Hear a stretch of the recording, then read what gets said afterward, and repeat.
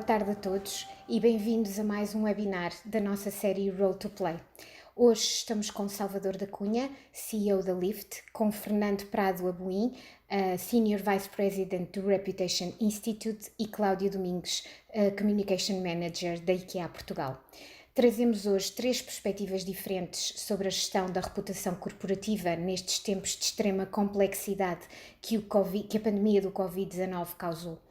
Este contexto de pandemia alterou profundamente a nossa forma de viver, a nossa forma de trabalhar, mas também a forma como comunicamos, enquanto empresas, enquanto representantes dessas empresas, enquanto marcas, com os nossos stakeholders, com os nossos colaboradores, clientes e com o público em geral. Que papel desempenham, então, os meios de comunicação na variação da reputação corporativa num contexto complexo como este?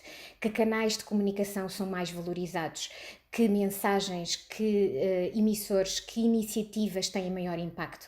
E, sobretudo, dada a estreita relação que existe entre reputação e intenção de compra e promoção, como devem as empresas endereçar este tema, procurando transformar uma crise numa oportunidade? Antes de continuarmos, gostaria de relembrar que este webinar faz parte da nossa série Road to Play. Podem encontrar todos os webinars que já decorreram, bem como inscrever-se nos próximos na nossa página roadtoplay.novasbe.pt. O webinar de hoje está a ser gravado. Durante a sessão podem colocar as vossas questões na ferramenta de Q&A na base do vosso ecrã. No final da sessão procuraremos responder a algumas dessas questões. Passo agora a palavra ao Fernando, responsável pelo Reputation Institute em Espanha. Fernando, em Espanha a crise de saúde assumiu contornos muito mais graves do que em Portugal. Ainda assim, como observaram aí, bem como internacionalmente, a gestão da reputação corporativa e que exemplos e que conclusões podemos retirar para o caso português? Obrigado. Vou compartir pantalla.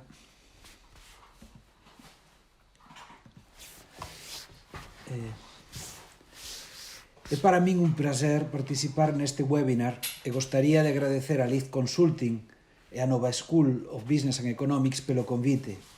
Nos próximos 10 minutos partillarei convosco as conclusións máis relevantes dos estudos que a RepTrak Company, o antigo Reputation Institute, realizou en Italia, España, Estados Unidos, México e Brasil sobre os efeitos da crise da Covid-19 na reputación das empresas.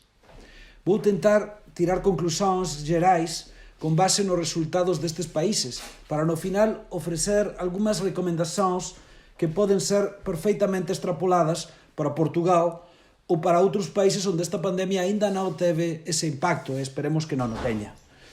Infelizmente, como poden ver, o meu portugués non está a un nivel suficiente para facer a miña presentación na vosa lingua. Peço disculpa anticipadamente porque vou presentar en español. No debate final farei o meu mellor para me facer entender en galego, español ou portugués.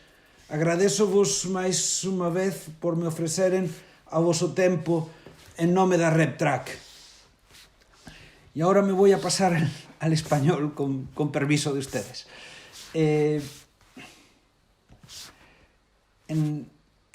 RepTrak hemos, como decía, hemos analizado esta crisis para ayudar a nuestros clientes, a las empresas en los distintos países, para entender cómo eso podía afectar a su reputación. Por dar un pequeño vistazo de la cronología, a finales de febrero, el 23 de febrero, empieza el confinamiento progresivo en Italia. A mediados de marzo se decreta el estado de alarma en España y el confinamiento es radical, las medidas son mucho más rápidas. O sea, en un caso fue poquito a poco, en España pasamos de una normalidad a estar confinados. Los estudios sobre los que voy a hablar ahora, justo a principios de marzo, entre el 6 y el 10 de marzo, lanzamos el primer estudio en Italia con los primeros resultados para entender cómo esta situación sin precedentes había afectado a la opinión pública italiana sobre su percepción sobre empresas e instituciones.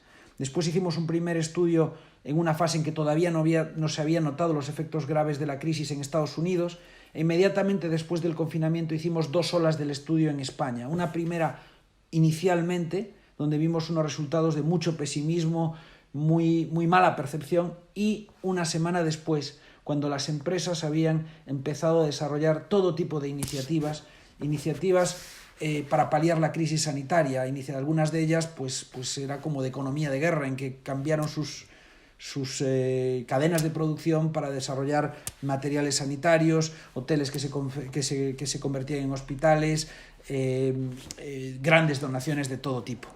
Eso nos hizo ver que la percepción de esas compañías cambiaba. El estudio de Italia nos ayudó a darnos algunas ideas generales sobre cómo influía los principales valores, las principales dimensiones de la reputación en estos momentos, y después confirmamos esos datos en Brasil y en Estados Unidos en los estudios posteriores. El último de todos estos estudios lo hicimos tan solo hace 10 días en México, y hemos podido ver conclusiones parecidas. Lo que voy a intentar es, con los datos de estos estudios, sacar 3 conclusiones que pueden ser extrapolables a Portugal o a otros países.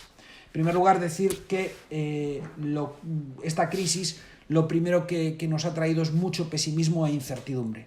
Los ciudadanos no saben qué es lo que va a pasar. Estos son los datos de España, por ejemplo. ¿Qué impacto cree que tendrá en la economía española esta crisis? Y vemos que en la segunda ola del estudio 3/4 partes de los españoles pensaban que esto va a traer un impacto muy negativo, que llevará a una crisis económica y a una situación de incertidumbre. No es prácticamente nadie los que digan que esto no va a tener un impacto.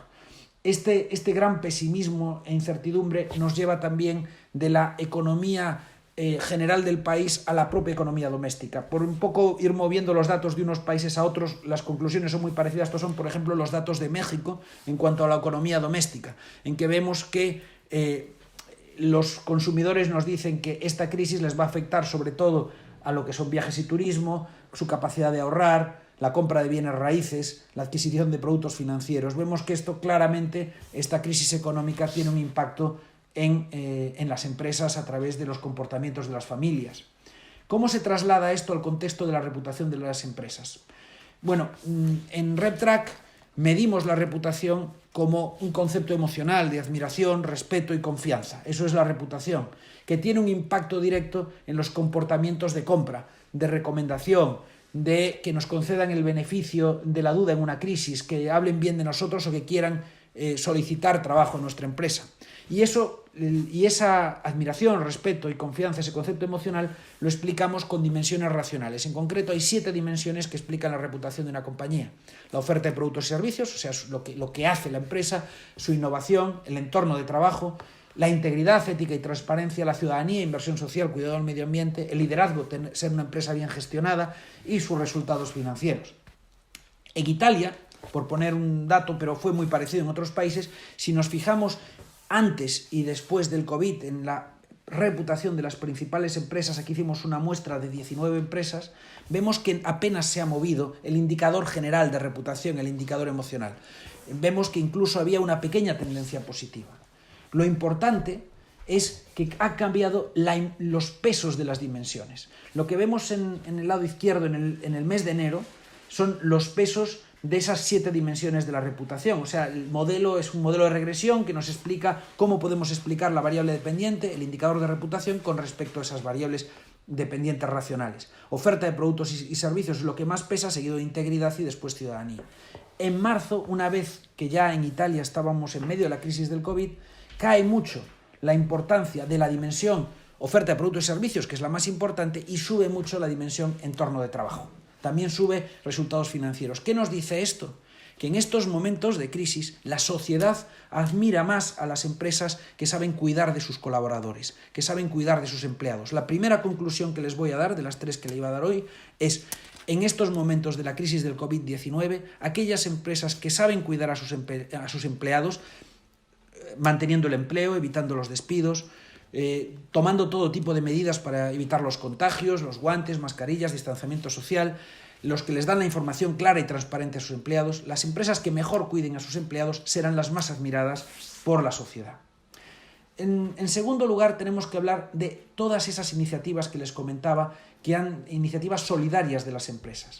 En general, ahora les estoy dando datos de lo que más se mencionó en el estudio de España, en menciones espontáneas, donaciones de material sanitario, hacer sus fábricas producir material sanitario, fábricas de licores, de cervezas, de fábricas de fragancias que pasaron a desarrollar geles hidroalcohólicos para esterilizar, empresas de textil que fabricaban mascarillas, de automoción que fabricaban respiradores, todas las donaciones, esa cesión de actividad y las medidas de protección para evitar los contagios.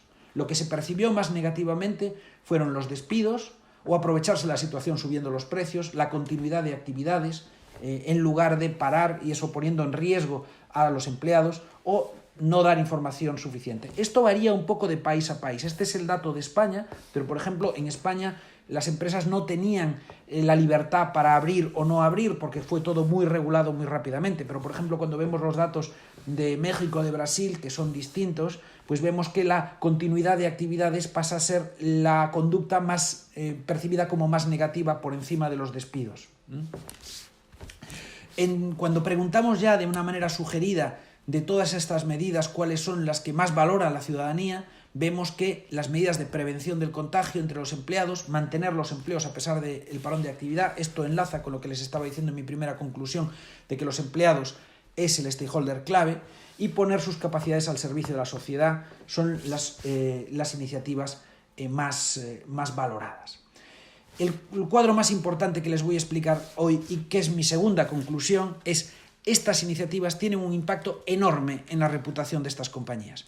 Lo que estamos viendo aquí son 10 de las mayores empresas de España, cuál es su indicador de reputación, de admiración, respeto y confianza, y cuál es el número de personas que recomendarían esa empresa a familiares y amigos, lo que llamamos los promotores. Y luego lo que hemos hecho es un filtro para ver cuáles de esas personas conocían o no conocían las iniciativas de esas empresas. Podemos ver que entre las personas que conocían las iniciativas, el indicador de reputación es de 70 puntos, es muy alto, es un indicador de reputación fuerte.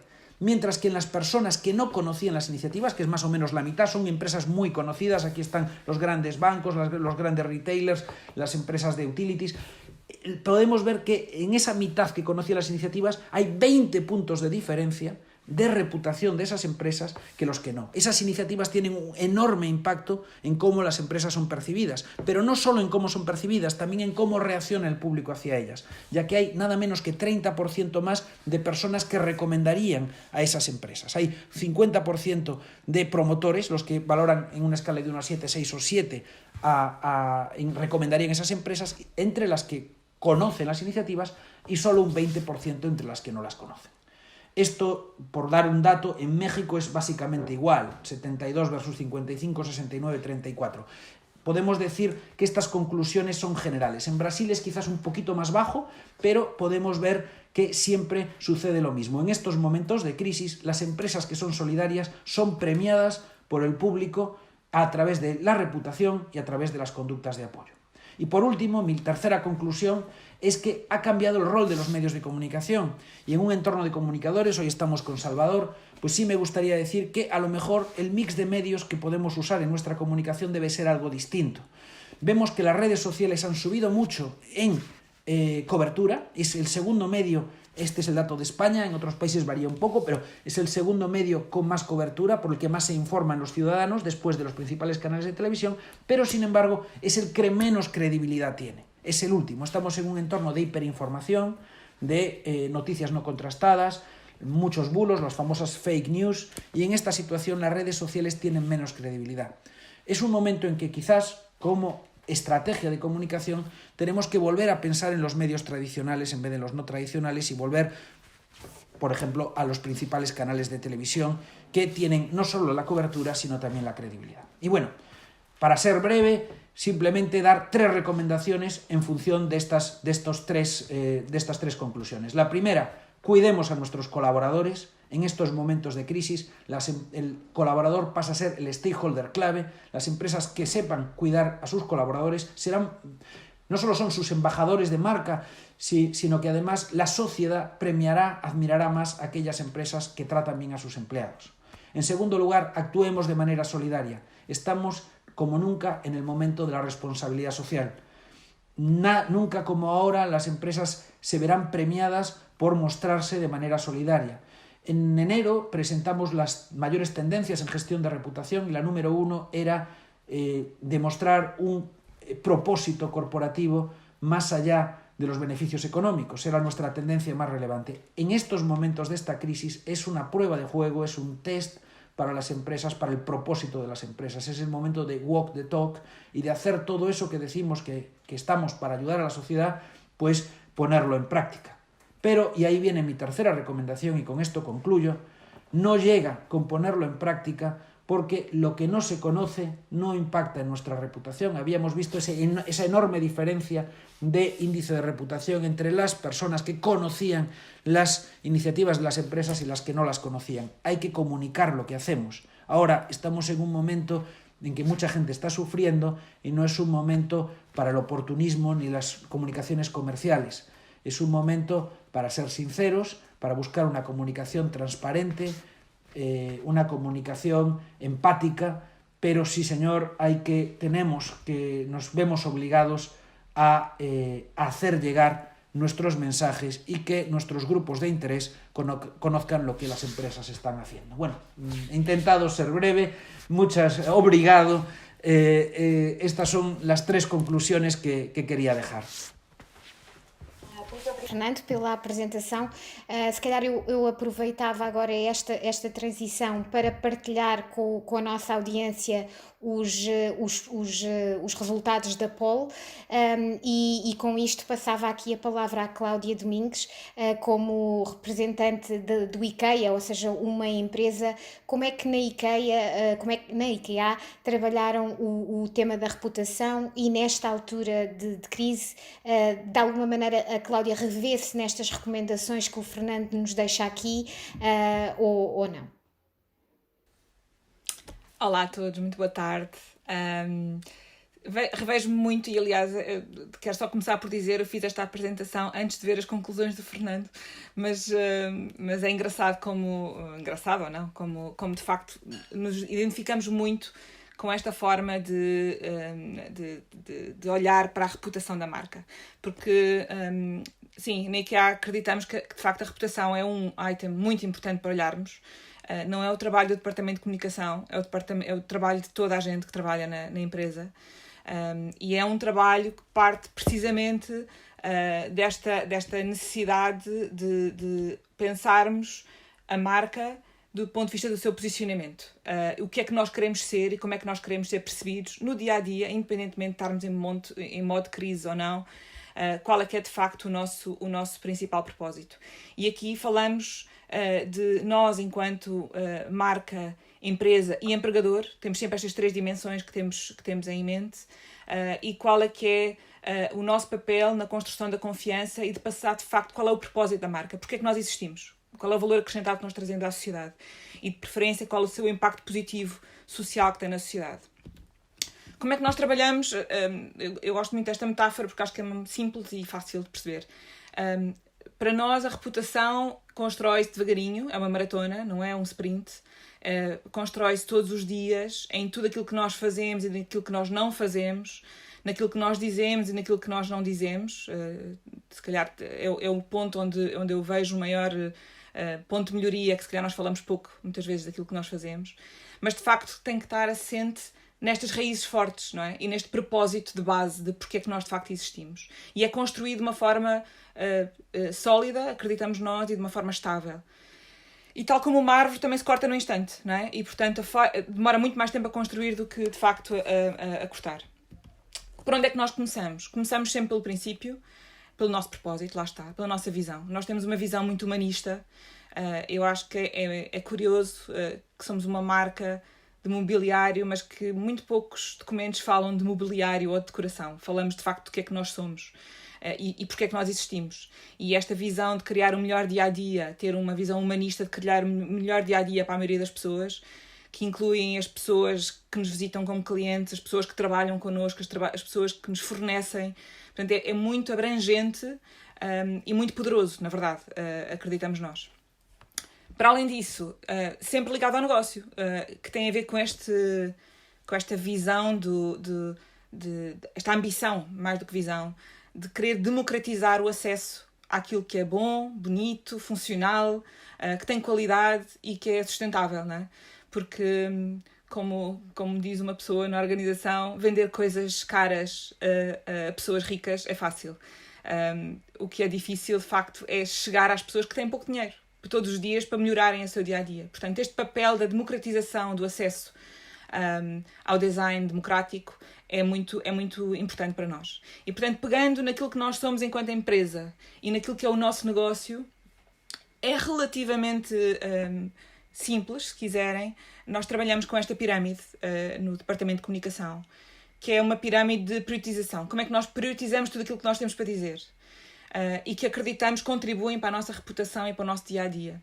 E nesta pirâmide temos aqui estes 3 grandes blocos de temas. O primeiro, como veem, é o que é que nós somos. É o design democrático, é a vida em casa. É trazer esta vida em casa para um nível de acesso para a maioria das pessoas, que passa este conforto, a sustentabilidade, que de facto é a nossa identidade e é a razão pela qual nós existimos.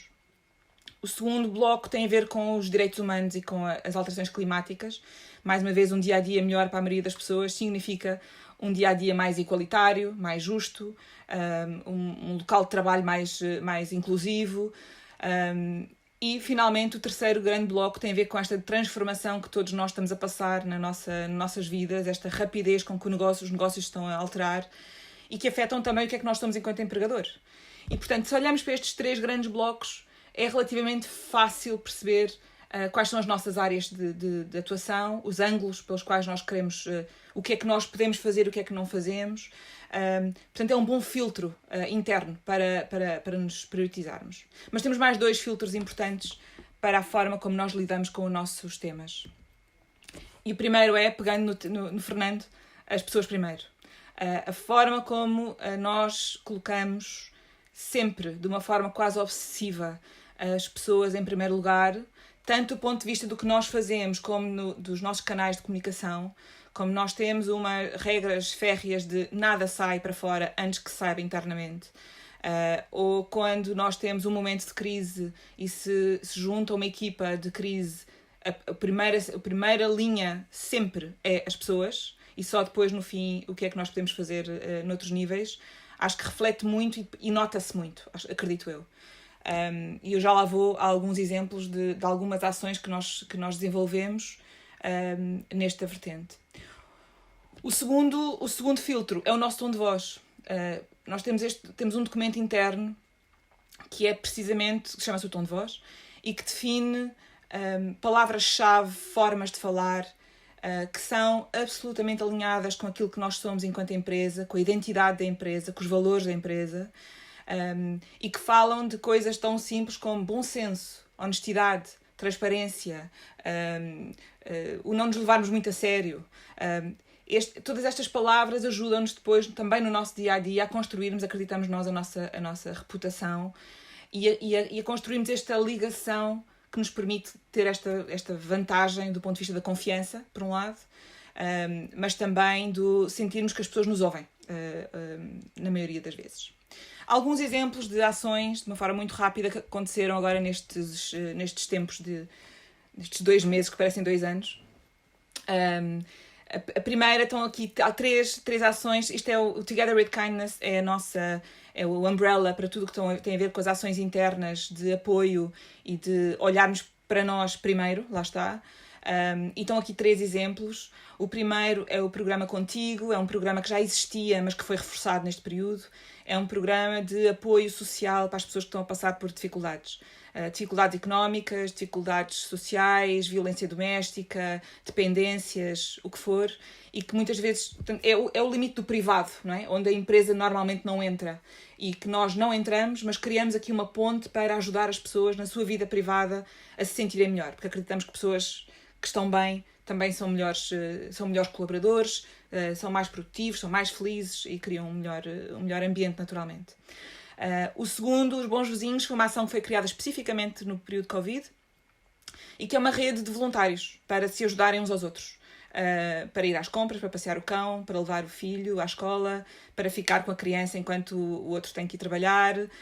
Temos histórias maravilhosas de colegas que começaram a contar histórias em grupos fechados de Facebook para os miúdos dos outros colegas.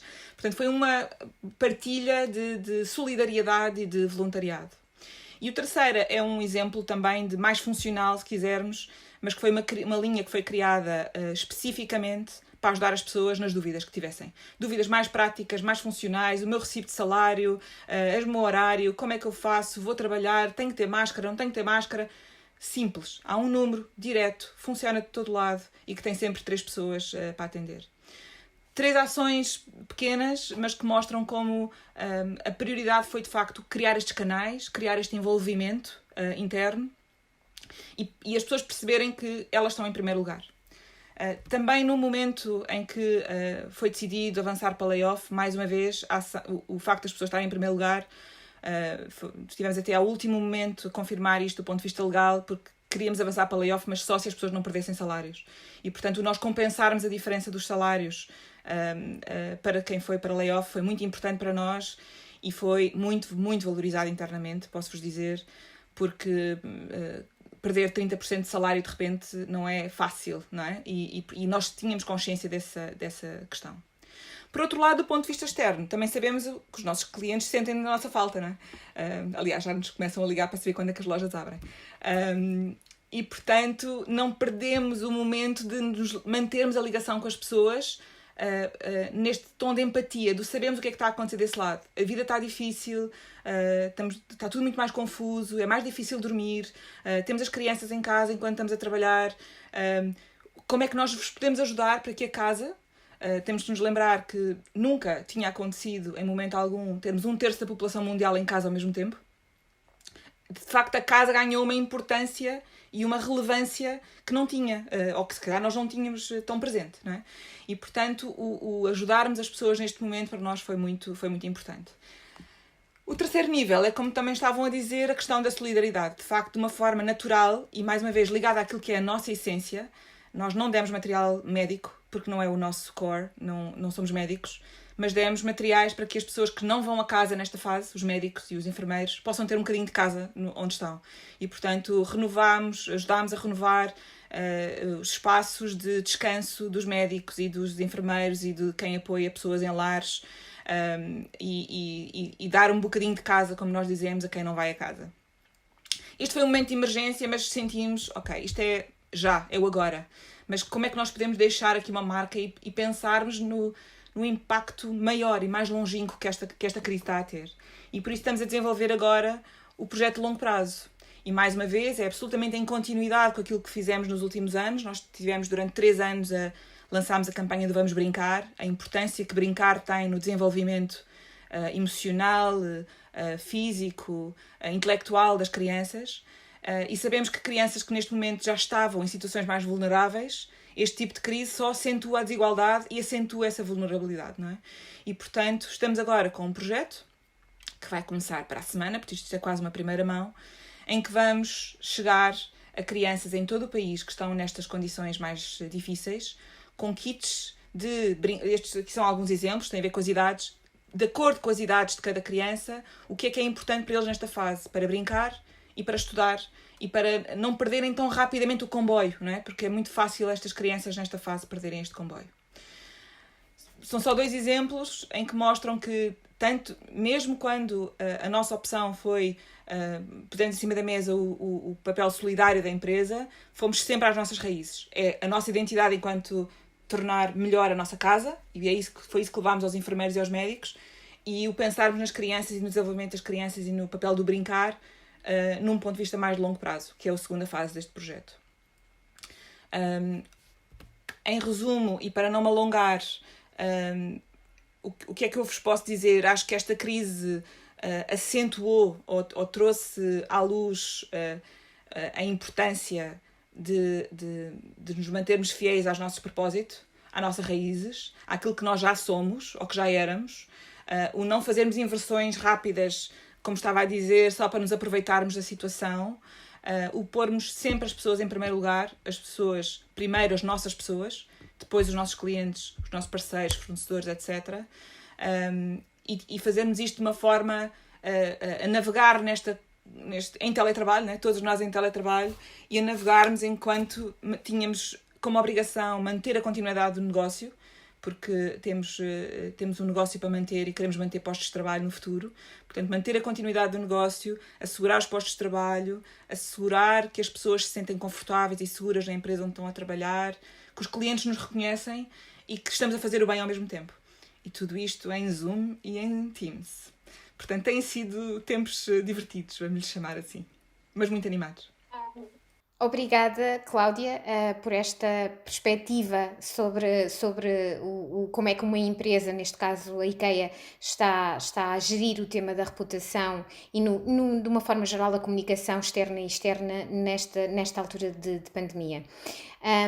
Eu agora ia pedir ao Salvador da Cunha, pegando aqui um bocadinho no tema que a Cláudia nos deixou, sobre o alinhamento com o propósito e esta transparência e esta honestidade, no fundo, sobre o que é que são os valores e o que é esta essência da marca que passa cá para fora na comunicação que faz a todo momento.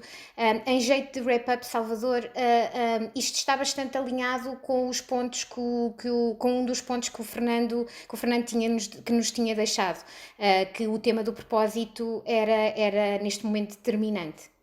Eu queria, primeiro que tudo, agradecer à Nova, agradecer ao Fernando, agradecer à Cláudia o facto de conseguirmos montar isto em tão curto espaço de tempo. E pegando já nas suas palavras, Susana, eu acho que de facto neste momento em que estamos a viver esta situação é o momento do walk the talk, é o momento em que as empresas que andaram durante os últimos 2 anos a pregar o seu propósito, neste momento têm que de facto chegar à frente e fazer com que o seu propósito seja reconhecido por toda a gente e no fundo seja aplicado àquilo que as empresas andaram a dizer. O Fernando faz-nos um overview muito interessante que se aplica totalmente em Portugal, de países também de alguma forma latinos, Espanha, México e Brasil, e portanto se nós formos fazer a média ponderada daquilo que o Fernando diz desses países, é basicamente o que se passa cá em Portugal, e a Cláudia dá-nos um exemplo absolutamente extraordinário de uma empresa que se preocupa efetivamente com o bem-estar dos seus stakeholders. Eu diria que não é só o people first, é o people first, mas também os clientes first e também a maioria dos seus stakeholders first. E, portanto, é uma empresa que se preocupa com a reputação e com o que a sua reputação lhe traz de benefícios em termos económicos. Também é importante que os benefícios existam do ponto de vista económico, mas é muito importante que a empresa esteja permanentemente a medir aquilo que os stakeholders pensam dela e a fazer com que eles estejam confortáveis nas suas interações com a empresa.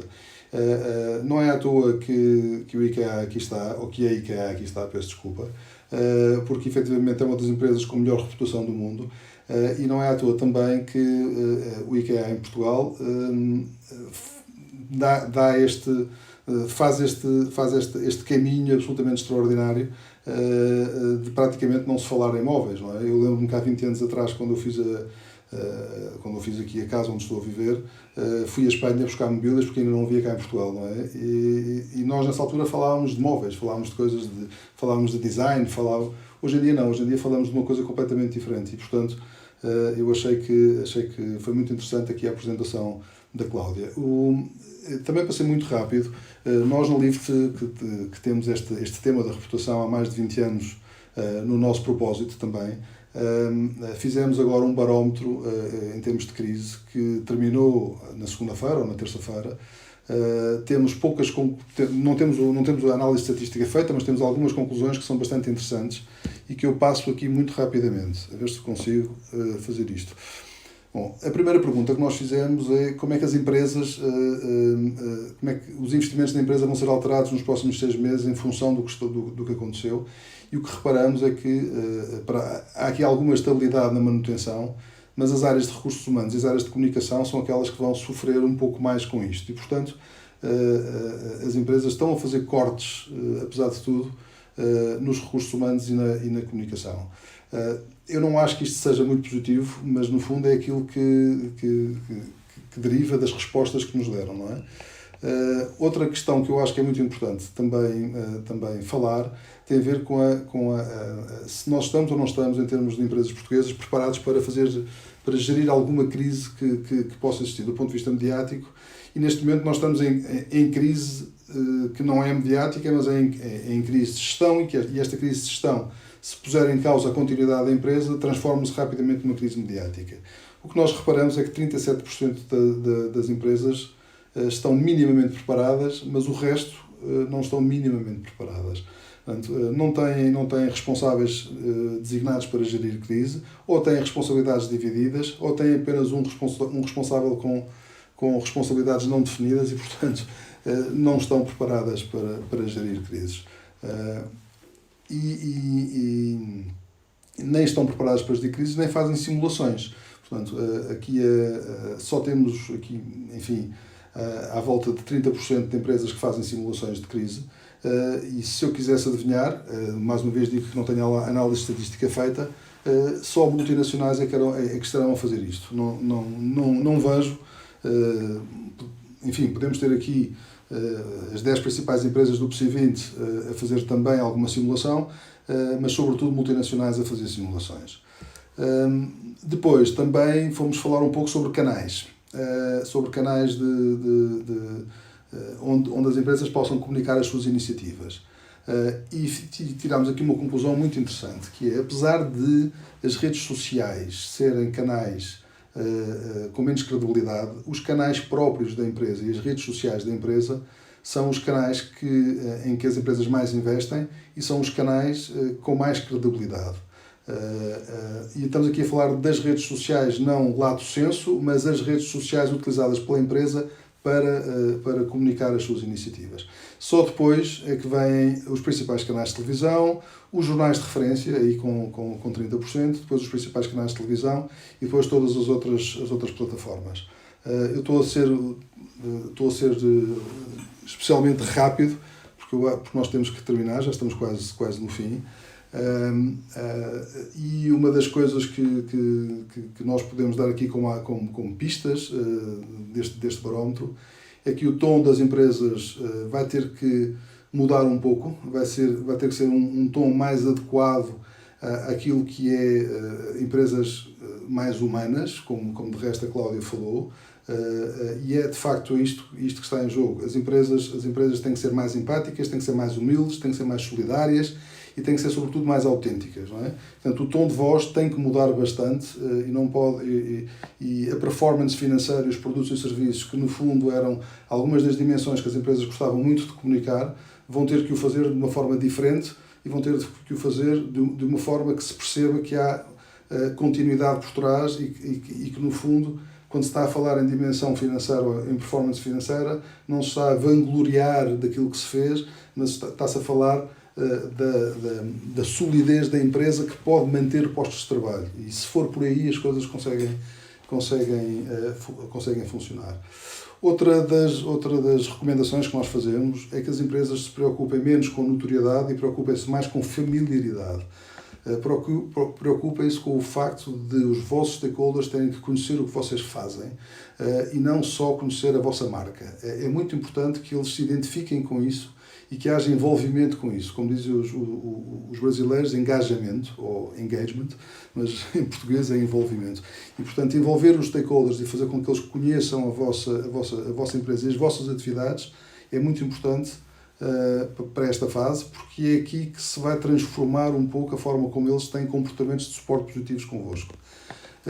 Ir para além da comunicação do produto. As empresas têm muito esta mania de ser unidirecionais. Nós estamos num mundo que já não é unidirecional, que já está, a comunicação já se faz em conversa e não só em broadcast. E, portanto, comunicar produtos não é bem aquilo que as empresas devem fazer agora.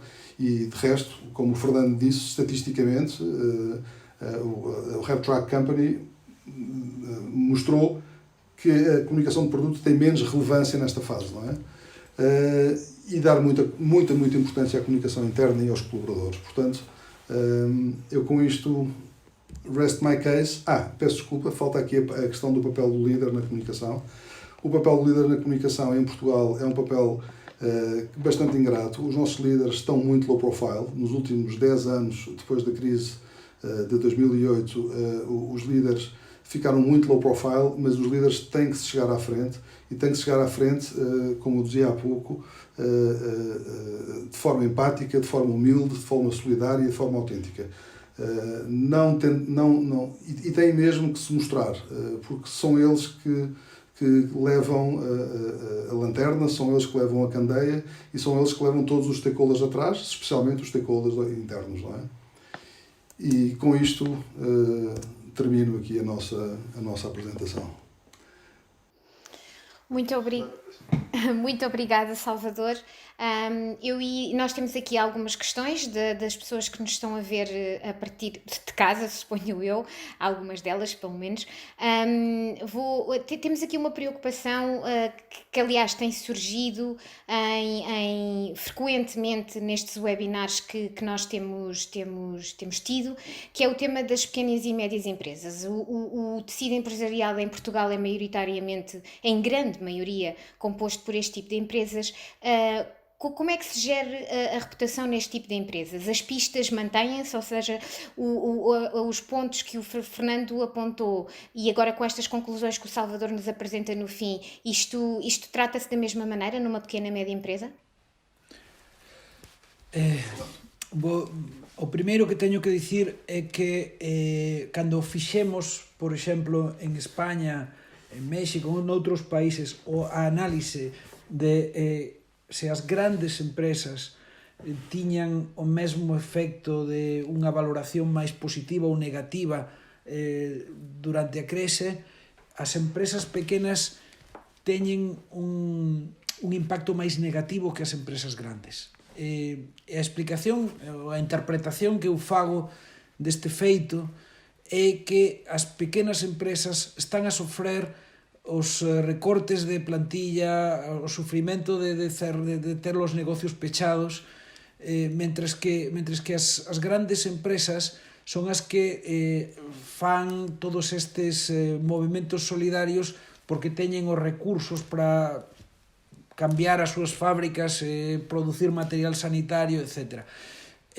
A xestión da reputación nas pequenas e medianas empresas nestes momentos, nestes intres, é máis complicado que nas grandes por todo isto.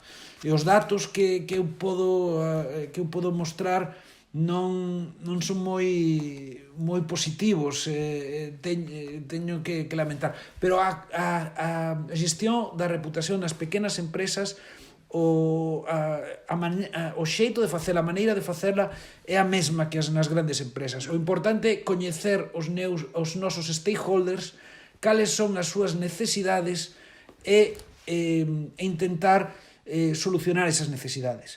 Neste momento de crise, como dicía antes, os empleados é un stakeholder prioritario, pero os clientes, como dicía Claudia, tamén é o segundo máis importante que temos que ver agora.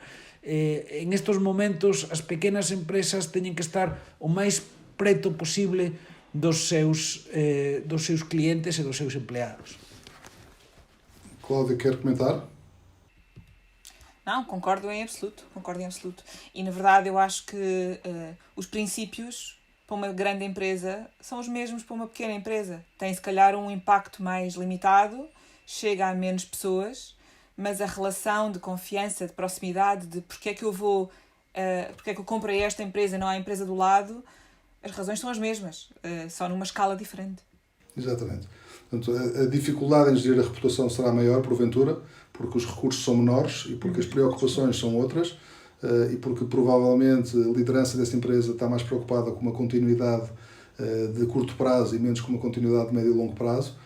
E no fundo tem que resolver muitas das situações que numa grande empresa há mais recursos para o fazer. Portanto, a gestão da reputação é mais difícil, mas os princípios são todos iguais. Muito obrigada. Nós passamos um pouco da nossa hora, por isso eu vou deixar aqui uma última questão, tentar sumarizar. Houve várias vezes, esta questão surgiu de várias maneiras, mas repetida aqui no nosso Q&A, que é no IKEA, esta pergunta é para a Cláudia, no IKEA, por um lado, estas iniciativas de comunicação, quer interna, quer externa, que foram desenvolvidas no âmbito desta crise que nós atravessamos, são para manter ou não? E se este tipo de iniciativas representaram uma mudança na estratégia, ou seja, se foram novas na estratégia de comunicação do IKEA, ou se no fundo foram apenas alterações ou ajustes de iniciativas que vocês já tinham no vosso plano e na vossa estratégia? Sim, eu tentei explicar isso, mas não são coisas novas, a maior parte, como acho que deu para explicar. Tanto o programa Contigo, que é um programa interno que já existia, é um que se manteve. Houve outras coisas que de facto surgiram no contexto, não é? E são ações muito contextuais, como por exemplo a linha de apoio telefónica. Tínhamos as pessoas em casa, uma grande parte das pessoas em casa, com menos acesso, se calhar, a alguns canais de comunicação, num momento de alta incerteza, em que há muita informação cruzada, sentimos a necessidade de criar esse canal. Para já, ele continua ativo. Não sabemos se vamos fechá-lo ou não. Muito provavelmente ele vai deixar de ser relevante numa certa altura e vai ser fechado. Ou seja, há ações pontuais que foram criadas para responder ao contexto. Essas, eventualmente, vão ser canceladas ou vão ser suspensas. Mas na maior parte das ações de comunicação como um todo, que são mais do que ações de comunicação, o Contigo é muito mais do que uma ação de comunicação, também é comunicado. Este tipo de ações de apoio interno e de solidariedade, por exemplo, a parte mais de solidariedade, mantém-se, porque na verdade, como eu também estava a dizer, o projeto que nós estamos a criar agora de apoio de longo prazo é quase uma continuidade da campanha de Vamos Brincar, que já vem de há 3 anos atrás. Portanto, é um ampliar e contextualizar ao momento.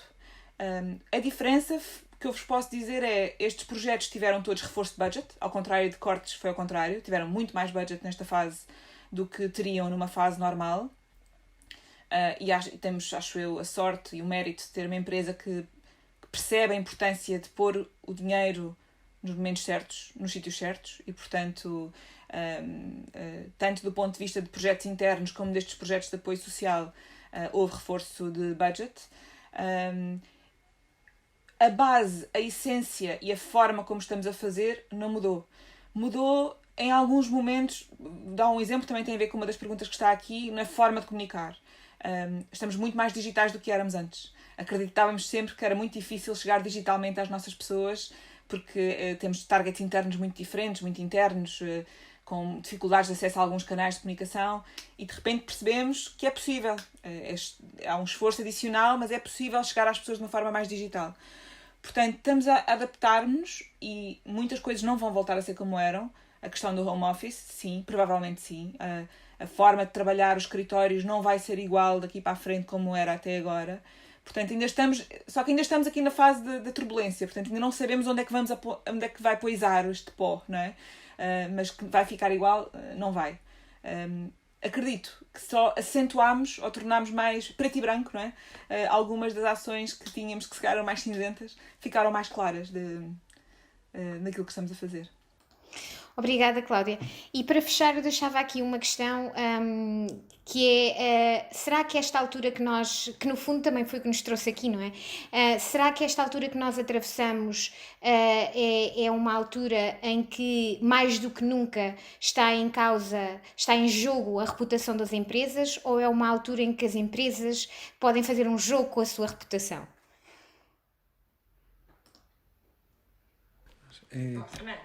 Bueno, eu penso que a crise dicen que a crise sempre ten unha oportunidade, non? Entón, o que nós podemos analizar e ver nos diferentes estudos que temos a facer é que moitas empresas, gracias a esta situación, están recibindo unha moita mellor percepción por parte da población. Teño que dicir que, por exemplo, algunhas entidades financeiras, os bancos non teñen unha boa reputación en xeral, fixeron esforzos moi importantes que foron moi ben apercibidos pola población. Empresas de textil, empresas de retail, que fixeron moitas cousas. Cando nós estamos agora a facer o análise da evolución da reputación, teño que dicir, por exemplo, no caso de España, que entrou pronto na crise, nós estamos a facer tracking continuo dos indicadores RepTrack de reputación de moitas empresas. Claro, agora acabo de recibir fai nada os datos de abril.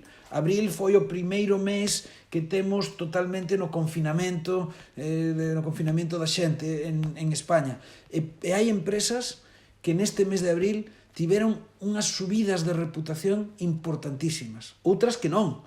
Pero é a resposta que as diferentes empresas están a dar a esta crise, está a afectar moito a súa reputación. A pregunta que eu teño e que aínda non podo contestar é se estes efeitos son coyunturais ou van a ser máis duradeiros. Se este efecto de subida ou baixada da reputación por unha boa ou mala resposta á crise van a afectar a como esas empresas son recoñecidas dentro de un ano ou dentro de 6 meses, ou é algo deste momento. Eu penso que hai empresas que están a facer tan ben que isto é un novo comenzo da súa xestión da reputación.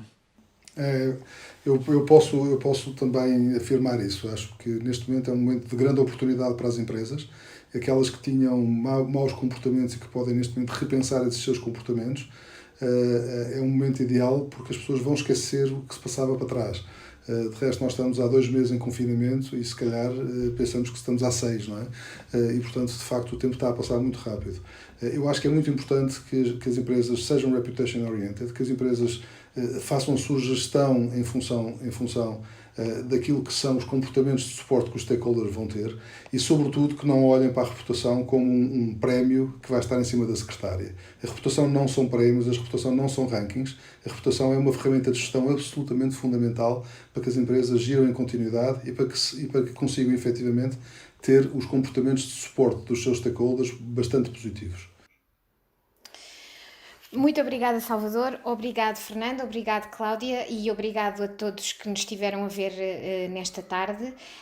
Como eu disse, o webinar foi gravado, portanto vai ficar disponível para ser visualizado offline a partir do nosso website.